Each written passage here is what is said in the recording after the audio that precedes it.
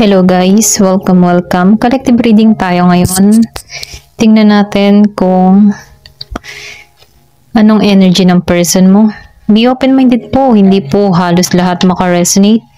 Kaya piliin niyo na lamang, and thank you nga po pala sa mga nag-subscribe, lalo na sa mga bumabalik. Marami pong salamat.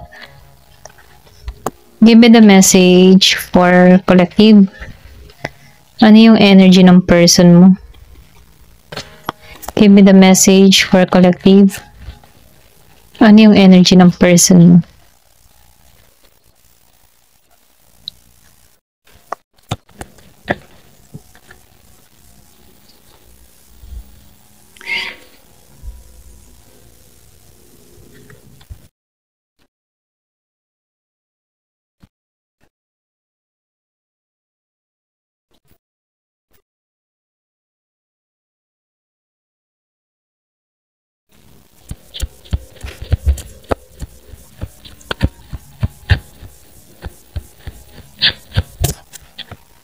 Nakikita ko dito, no?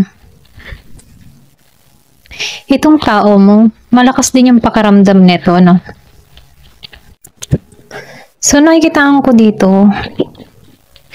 marami tong mga pinagsisihan, marami tong mga pagkukulang, marami tong nagawang pagkakamali, ano? Kung bakit nare-receive niya or kung bakit hindi siya nagiging mapala dito, okay? So, meron ka ditong tao na hindi pumapabor sa kanya yung sitwasyon, yung kapalaran, ano. So, alam to ng tao mo, okay? Nagiging aware na siya. So, nafe-feel ko dito, meron tong mga iniisip, okay? So, ngayon niya na iintindihan na kaya niya nararanasan to, okay? The star reverse and the sun reverse. Yung hindi siya nagiging masaya sa sitwasyon niya ay dahil marami siyang pagkukulang, okay? So, nakikitaan ko dito, nabubuksan yung kaisipan ng tao na to, nagiging malinaw or pwede rin nagiging klaro na sa kanya yung lahat dito, no? So, nafe-feel ko dito na nag-iisip to or nagninilay-nilay to na kaya niya nararanasan to mga bagay na to, okay? Yung hindi naging maayos, matagumpay. Kasi itong tao mo, hindi siya masaya ngayon, ano? So, andito siya sa moment na nag-iisip-isip, okay? Ito lang nakikita ko, no? So, the moon reverse. So, nakikita ko dito, marami tong mga katanungan. Andito siya sa moment na nag-a-isolate to, no? Nagninilay-nilay, or pwede rin sabihin nag-iisip-isip, okay? Kumbaga, ginigising, okay? Ito na nakikita ko, no? Kasi nakikita ko dito, meron kang pinakikita or meron kang pinararamdam dito na alam mo yung emotion mo dito, hindi mo to binubuksan, hindi mo to pinapansin, hindi mo to pinagtutuunan, no? Kumbaga, nakikitaan ko dito na sarado yung emotion mo pagdating sa tao na to, okay? At itong tao mo, alam niya to, okay? Alam ka din ng tao na to na ikaw ay spiritual or pwede rin sabihin na malakas yung intuition mo, malakas yung kutob mo. Alam ito ng tao mo or alam mo to, okay? Kumbaga, pareho kayo na malakas yung kutob. Okay. Ayan, pasensya na, naputol tayo. Ayan, so nakikita ko dito, no, sa the full moon, wala kang pinakikita ditong emotion, okay? So, meron ditong nagganap ng February last quarter. Ito lang nakikita ko. So, nakikita ko dito na meron dito nagsarado ng pinto, okay? Or pwede rin sabihin pinagsaraduhan mo to ng pinto, okay? Kumbaga, ayaw mo buksan yung emotion mo sa tao na to, okay? Ito lang nakikita ko. At alam to ng tao mo, no? Kaya, nakikita ko dito, itong tao mo, hindi siya masaya sa kinahihinatnan, okay? Sa nagiging resulta, okay? Meron ako nakikita ditong Pisces, Aquarius.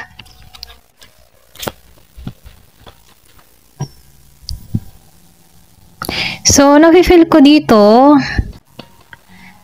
meron dito nagsara, okay? Kumbaga, no, sinarahan mo tong tao na to, no?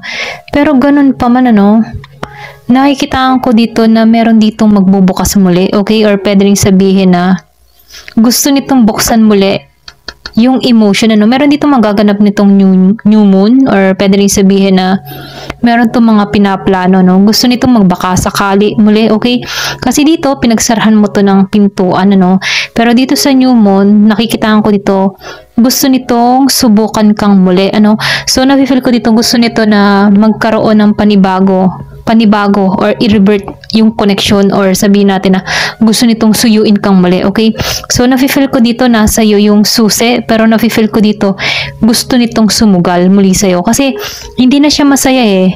Humihiling to, pero hindi pa nagiging maayos, ano, hindi pa ipinagkakalob dito yung kahilingan niya dito. So, maybe, nagkakaroon to ng realization, nag-iisip-isip to, na kung mananatili siya sa ganitong sitwasyon at hindi siya gumagawa ng hakbang dito, baka tuluyan ka nang mawala talaga dito. So, nafe-feel ko, naiisip ng tao na to na kailangan niyang tumungo or sumugal sa'yo muli nang sa ganun, ano, meron ditong restart or bagong simula, ano. So, ito yung gusto niya mangyari dito. Bagong simula, okay? Give me the message.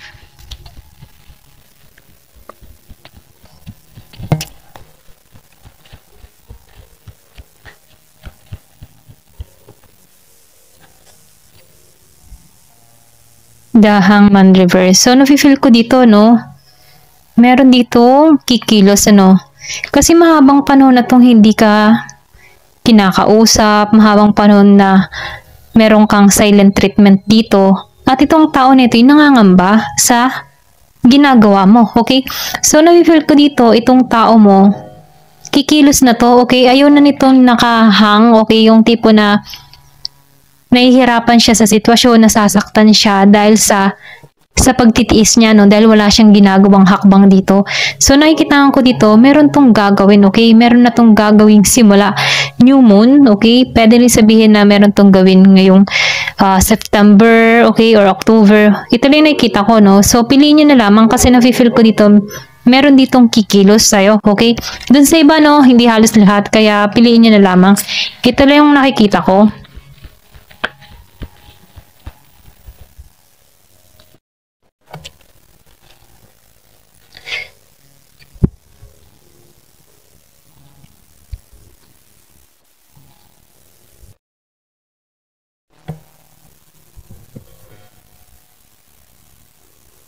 So, nakikita ko dito, no, nagkaroon to ng realization, yung sinabi ko nga kanina, no, na kailangan niya ng magkaroon ng pagbabago dito, no. So, nafe-feel ko dito, nag-iisip-isip talaga to. Umaasa to, okay? Ito lang yung nakikita ko, umaasa to. Kumbaga, nakikitaan ko dito na itong tao na to, once na andito siya, ayan, pasensya na, no. Andito siya ngayon sa moment na nag-iisip, binabalanse yung sitwasyon, nagninilay-nilay, okay? Humahanap ng mga katanungan, kasagutan, na kung saan yung kasagutan na gusto niyang malaman ay sa'yo magmumula, ano? So, na-feel ko dito, once na itong tao nito ay kinukulong niya yung sarili niya sa ganung emotion, ano, sa mga kalungkutan, wala siyang ginagawang hakbang, siya din yung matatalo dito, no? So, na-feel ko dito na gusto ng tao nito na kumilos, ano, dun siya nag-iisip na kailangan ng kumilos, okay? Kailangan na ng pagbabago. Tama na yung tipo na, yung bagang tipo na, tama na yung pagiging stuck sa isang sitwasyon na wala siyang ginagawang paraan para sa'yo, okay? So, nakikitaan ko dito, no, na nagmamasid ito, okay? Or pwede rin sabihin na wala pa tong lakas ng loob dito ito lang nafe-feel ko, pero nagmamasid dito kumukuha pa to ng lakas ng loob para tumungo sa'yo, okay? Kasi dito sa Page of Swords Reverse and Knight of Wands, pinanghihinaan to ng loob kung paano niya ipipresenta yung sarili niya, okay? Kumbaga, nakikitaan ko dito, marami siyang takot, marami siyang guni-guni sa isipan niya or gumugulo sa isipan niya, no? Pero nakikita ko dito, alam din niya dito sa The High Priestess na kung hindi siya kikilos, walang mangyayari, walang restart, walang new beginning dito. Alam niya yon, ano? So, nakikita ko dito na itong tao mo ay nag-iisip kung paano ba susuyuin ka dito, okay? So, na-feel ko dito na matindi yung pag-iisip ng tao na to, no? Kasi hindi siya nagiging maayos dito eh. Hindi siya nagiging matagumpay lalong-lalo na sa emotion niya, sa kanyang nararamdaman ano. Kasi hindi siya fulfilled dun eh. Kumbaga meron siyang hinahanap sa kanyang sarili na wala, okay? At yung magpapa-fulfilled sa kanya dito ay ikaw, okay? Ito lang yung nakikita ko, no? Marami siyang iniisip dito, okay? Maraming gumugulo, may takot kung paano ba ang dapat gawin, okay? So, ito lang yung nakikita ko, no?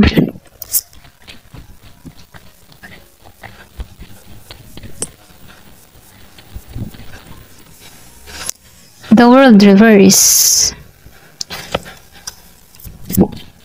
So, meron ditong hindi naging matagumpay sa ibang bansa. Kung meron ka mang kadiling dito ng tao na nasa ibang bansa, no?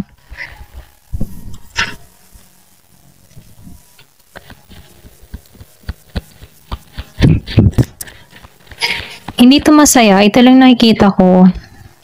Marami siyang isipin, marami siyang nagpapabigat sa kanyang kalooban, ang dami niyang problema.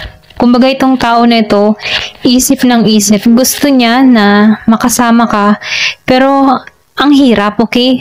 Pwede rin sabihin na maraming mga hadlang. Kasi itong tao mo no, nasa ibang bansa, nasasaktan to sa sitwasyon na kinakaharap niya. Hindi siya nagiging matagumpay sa kung nasan siya, no? Ito lang nakikita ko. Marami siyang problema kinakaharap. Then, nadagdagan pa yung wala ka sa buhay niya. Okay? Ito yung malungkot na parte sa tao na to, no? Na kung saan, hindi niya na alam kung ano yung gagawin. Okay? Give me the message. Oh, 8 of Swords. So, yung sinabi ko nga kanina, no, marami siyang pagsubok na kinakaharap dito. Maraming hirap, ano. Hindi niya alam kung paano yung gagawin dito, no. Kumbaga itong tao nito, tumitingin to sa buwan, or pwede rin sabihin nagdadasal to, humihiling, na kung saan humihiling to na sana may pagbabago na mangyari, ano. Kasi gusto ng tao nito ng simula dito, pero hindi niya alam kung paano.